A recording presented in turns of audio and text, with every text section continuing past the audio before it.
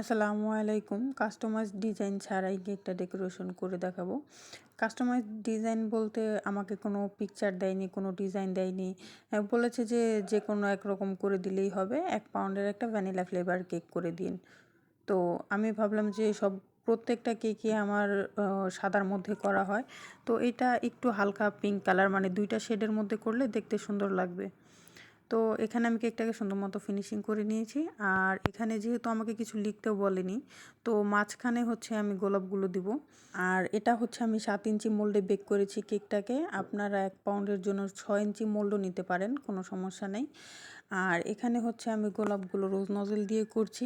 ক্যামেরায় একটু কেমন যেন গাঢ় কালার মনে হচ্ছে, কিন্তু সামনাসামনি কেকটা অনেক সুন্দর লাগছিল। ফুলগুলো হালকা কালারই ছিল, ক্যামেরায় কেন জানি না গাঢ় গাঢ় হয়ে গেছে।